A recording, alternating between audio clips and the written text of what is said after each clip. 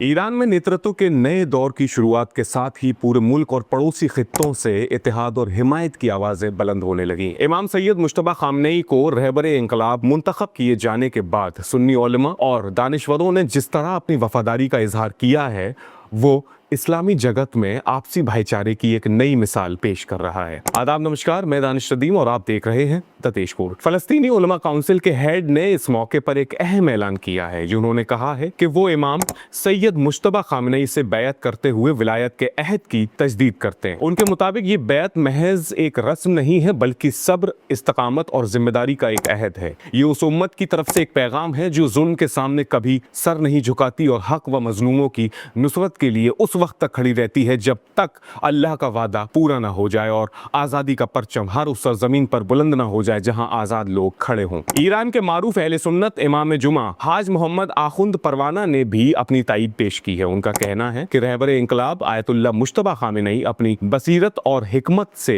इस्लामी इंकलाब को उसके आला मकासद की तरफ ले जा रहे हैं। उन्होंने दो टूक अंदाज में कहा कि वो दीनी और कौमी अक़दार के दिफा में पूरी तरह साबित कदम है। मौलाना ने मौजूदा हालात में रहबर और ईरान की हिमायत को एक शई और इंसानी फरीज़ा करार देते हुए दुनिया भर के मुसलमानों से हक और इंसाफ के हक में आवाज़ उठाने की अपील की है। किरमानशाह के 400 से ज़्यादा सुन्नी उलमा ने भी इस मुश्तरका बयान जारी कर अपनी वफादारी का ऐलान किया है। उन्होंने ईरान के खिलाफ दुश्मनों की बर्बरियत की सख्त मजम्मत करते हुए कहा कि साबिक रहबर की शहादत यकीनन एक बड़ा नुकसान है, मगर नए रहबर का आना ईरानी कौम और आलम इस्लाम के गमज़दा दिलों के लिए तसल्ली का बायस बना है। किरमानशाह की सुन्नी बरादरी ने यह साफ कर दिया है कि वो ईरान के दुश्मनों के किसी भी जुल्म के मुकाबले के लिए मुकम्मल तौर पर तैयार हैं। शुमाली खुरासान से भी ऐसी ही मजबूत आवाज़ आई है, जहां 600 सुन्नी उलमा, मस्जिद के इमामों और स्टूडेंट्स ने आयतुल्लाह सैयद मुश्तबा खामेनेई की इताअत को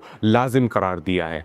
उन्होंने मजलिसे ख़ुबरगान के फैसले की भरपूर सराहना की है और मुल्क की सलामती के लिए IRGC, ईरानी फ़ौज और कानून नाफिज करने वाले इदारों की खिदमात पर उन्हें खराज तहसीन पेश किया है। उनका मानना है कि ये इत्तेहाद ही आलमी इस्तकबार और इजराइली मजालिम के खिलाफ सबसे बड़ी ढाल है। होर्मुज़गान के 2500 सुन्नी उलमा यानी 2500 सुन्नी उलमा और दानिशवरों ने अपने पैगाम में कहा है कि वे इस्लामी इंकलाब के रास्ते में और दीनी व कौमी अक़दार की हिफाजत के लिए मुत्तहिद खड़े हैं। उन्होंने नए रहबर के साथ वफादारी और हमराही का मजबूत पैमाना बांधते हुए ये यकीन दिलाया है कि अगर आखिरी सांस तक उनकी इताअत और हिमायत जारी रहेगी। ये तादाद और जज्बा साफ जाहिर करता है कि इंकलाब की जड़ें आवाम के दिलों में कितनी गहरी हैं। सिस्तान और बलूचिस्तान के 1000 सुन्नी उलमा ने दुश्मन की साजिशों पर चोट करते हुए कहा कि इमाम मुश्तबा खामनेई का इंतखाब दुश्मनों को नाकाम और मायूस कर गया है। उन्होंने इस दानिशमंदाना फैसले को इज्जत देते हुए बैत का ऐलान किया और अवाम से अपील की